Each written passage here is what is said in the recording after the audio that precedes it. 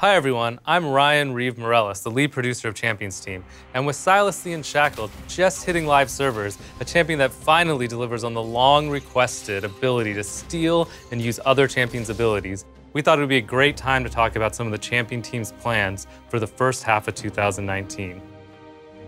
Let's start with League's twin angels, Kale and Morgana. I talked a little bit about Kale a few months ago.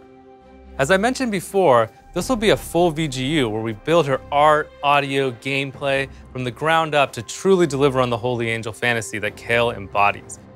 While all her abilities will be altered or changed in some way, we do want Kale to still have the same overall feel as live Kale.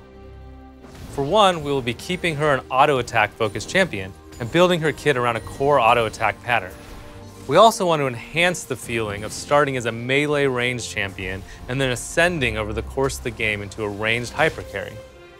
We also want to preserve Kale's supportive side, so expect to see some form of a healing and invulnerability on the kit, even if they work differently than current Kale. Expect to see Kale in full light soon, but every light casts a shadow, which brings me to my next topic. In the last roadmap, I mentioned that we weren't sure if we were going to do any gameplay changes at all to Morgana. That being said, we still wanted to take this opportunity to explore if there were any small changes we could make to Morgana's kit to make it feel fresh.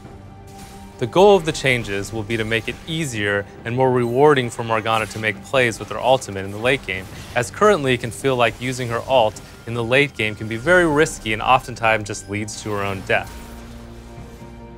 Morgana is a champion loved by many players, and we wanted to give her new visuals, VO, animations to really make the Fallen Angel theme shine when she finally steps out of the shadows later this year. But now, it's time to talk about stuff that hasn't been announced yet. We have been hard at work on a whimsical new support champion. It's been a long time since we have released a more traditional Enchanter support, the last release being Nami. And given this, we thought it would be a perfect opportunity to make a new Enchanter, one whose personality and theme will be a complete 180 from our last support, Pike. While the new champion will be more traditional support, it won't be completely by the book, so as always, expect some new mechanics to get attached to as well. So now that that's out of the way, let's take the roadmap somewhere a bit more malicious and way more metal.